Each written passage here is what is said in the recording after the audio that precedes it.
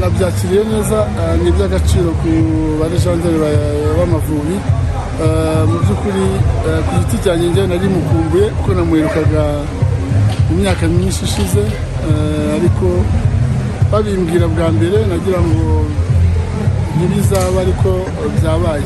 Nabyakiriye neza.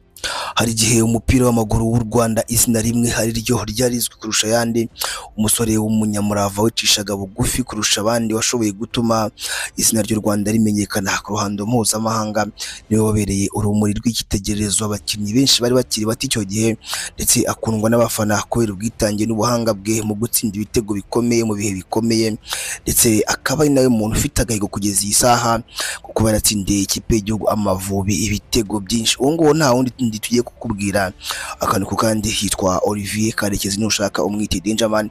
Ingi ni Tratibo TV, ngewe nitwa N Yusufu, ntucikwe.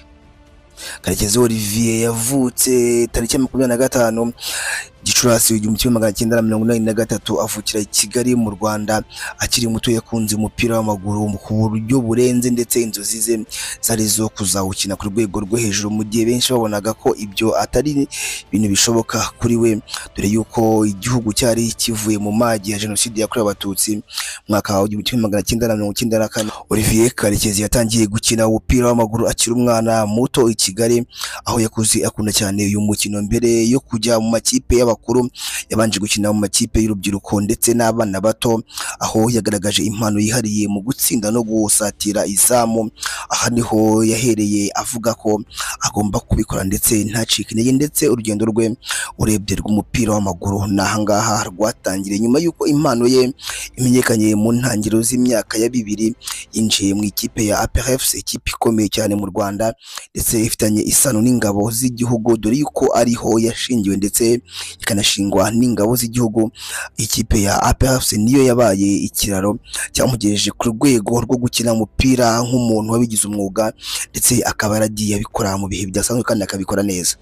Iyo tuvuze kubikora neza, ibingibi bigaragarira kubwo yaje guhabwa icyubahiro cyo kuba umwe mu bakinnyi bakomeye b'ikipe, ndetse no kugera ku rwego rwo gukina mu ikipe y'igihugu Amavubi, aho yabaye kapiteni mu bihe by'ingenzi by'amateka y'u Rwanda mu mupira w'amaguru, ndetse akagenda atsinda ibitego byinshi cyane, bityo akaba ari nawe mukinnyi na n'ubu ngubu ugifite ibitego byinshi nk'uko twabikubwiye. Muri APRFC ndetse no mu Mavubi by'umwihariko, Olivier Karekezi yakomeje kwigaragaza nk'umukinnyi w'ingenzi mu ikipe.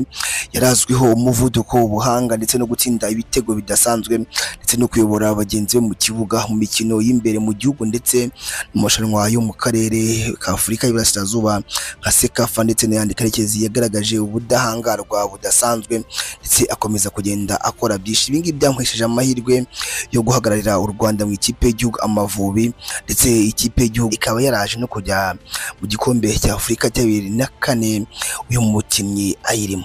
Nyuma y'ibihe byiza muri APRFC ndetse n'ikipe y'igihugu Amavubi, Olivier Karekezi yerekeje mu mahanga, aho yagiye gukina mu gihugu cya Sweden. Yakiniye ama ekipe atandukanye nk'ikipe yitwa Helsingborg EF ndetse n'ikipe yitwa All Stars EF, aho yakomeje kwigaragaza nk'umukinnyi w'umuhanga mu myanya yo gusatira izamu.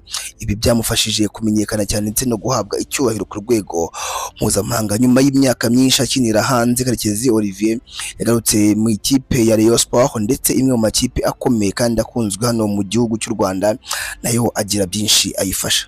Olivier Karekezi muri Rayon Sport yakoze cyane nk'umukinnyi kugira ngo afashe ikipe gukana ibikombe no kuzamura urwego rw'umupira w'u Rwanda. Yari umukinnyi w'ingenzi ufite ubunararibonye bwinshi bwatumaga afasha bagenzi be mu buryo bw'umwuga. Urugendo rwe rugaragaza ko ukuntu Olivier Karekezi yagiye agera ku ntera z'ingenzi umupira w'amaguru, atangira mu makipe y'abana akazamuka muri APRFC ndetse akaza kujya mu ikipe y'igihugu Amavubi. Ahangaha dusubiye inyuma gato, ntabwo twakwirengagiza yuko Olivier Karekezi yaje no gutoza ikipe ya Mure.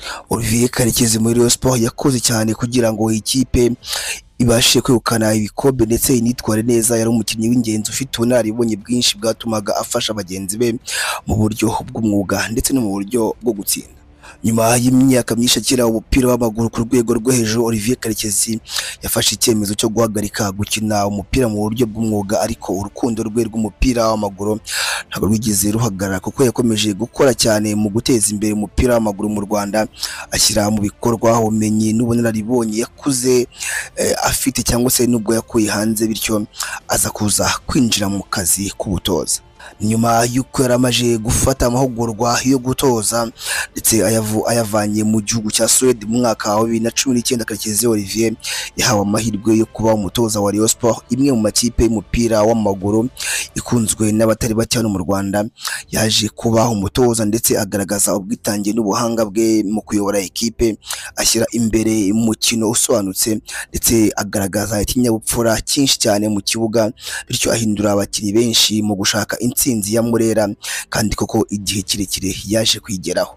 Ikipe rero ya Murera ntago yaje kwitindamo cyane, kuko haje kuzamo ibibazo ndetse bituma Olivier Karekezi anafungwa igihe gito, nubwo nyuma yaho yaje gufungurwa agasubira mu gihugu cya Suède. Mu nyuma y'igihe gito Olivier Karekezi yaje kongera agaruka mu Rwanda ndetse aza gutoza ekipe ya Kiyovu Sport bwa kabiri, ubwo yari ekipe ya kabiri atoje mu gihugu cy'u Rwanda, ndetse nayo bakorana igihe gito. Nyuma yaho aza kongera gusubira mu gihugu cya Suède. Uyu mugabo ni umwe mu bakinnyi b'umupira w'amaguru mu Rwanda binararibonye kandi b'icyitegererezo mu mateka y'u Rwanda. Abanyarwanda benshi bamwibuka nk'umukinnyi w'intangarugero wagaragaje impano idasanzwe ndetse n'ubwitange n'umurava mu kibuga, haba mu makipe yagiye akinira nka APR FC, Rayon Sport ndetse n'Amavubi. Yabaye kapiteni w'ikirenga w'Amavubi ndetse ayobora abagenzi mu bihe by'amateka y'ingenzi, cyane cyane muri CAN y'umwaka wa 2004, ubwo u Rwanda rwatangiye kwigaragaza ku rwego rwa Afurika. Uruhare rwe rwatumye abakunzi umupira w'amaguru mu Rwanda bamwibuka ndetse bakagenda barushaho kumenya no gukunda ibigwi by'uyu mugabo.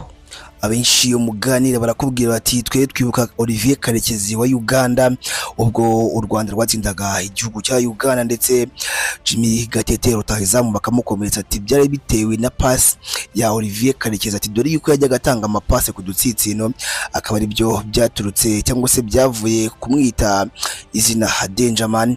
Iryo zina rikaba ryaravugaga umuntu cyangwa se umuntu mubi cyane mu kibuga, bitewe n'udukoryo twe cyangwa se n'ubuhanga bwe yagaragazaga mu kibuga ubwo batsindaga igihugu cya Uganda. Jimmy Gatete yamaze gukomereka, uyu mugabo yahaye Jimmy Gatete, maze Jimmy Gatete atsinda igitego, bityo Amavubi aba atsinze igihugu cya Uganda, ndetse bityo umukino wari ugoye cyane ikipe y'igihugu Amavubi ibona intsinzi, ndetse na nyuma yaho yagiye akora ibindi bintu bikomeye cyane mu mupira w'amaguru mu Rwanda. Nk'umwe mu banyabigwi wese, Olivier Karekezi yagiye atwara ibikombe n'ama ekipe yagiye akinira. Ahangaha ndavuga nka ikipe APR FC, ndetse yatwaye igikombe cya Rwanda Cup, aho APR yagiye itsinda inshuro nyinshi mu myaka ikurikirana, ndetse yongeye gutwara na ekipe ya APR FC shampiyona y'u Rwanda cyangwa se Rwanda Premier League. Karekezi yafashije ikipe ya APR FC kwegukana ibikombe bya shampiyona mu bihe bitandukanye. Olivier Karekezi imikino ya Sekafa, aho APR yagiye igira uruhare rukomeye cyane mu marushanwa, Olivier Karekezi yagiye yifasha mu kwitwara neza ndetse no gukomeza kwerekana ubuhanga bwe n'ubunararibonye bwa ekipe ya APR FC.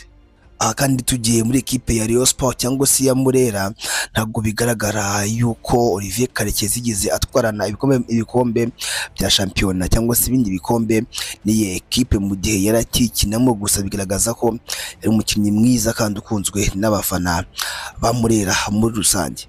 Olivier Karekezi yagize uruhare rukomeye mu iterambere ry'umupira w'amaguru mu Rwanda, haba mu buryo bwo gukina ndetse no mu buyobozi bwa sport nko kuba umutoza n'ibindi. Ikindi yagaragaje ubuhanga n'umurava byatumye aba umwe mu bakinnyi b'icyitegererezo ku rundi rubyiruko rw'u Rwanda rwifuzaga gukina umupira w'amaguru ndetse no kugera ikirenge muke. Mu gihe yakinaga hanze y'u Rwanda, by'umwihariko muri Suède, Karekezi yerekanye yuko abakinnyi b'u Rwanda nabo bashobora gukina ku rwego mpuzamahanga kandi bakabishobora, bityo u Rwanda rugenda rugira icyubahiro bitewe n'ibikorwa by'uyu mugabo, haba mu gukina umupira ndetse no kwigaragaza nk'umukinnyi w'umuhanga mu gihugu cya Suède icyo gihe.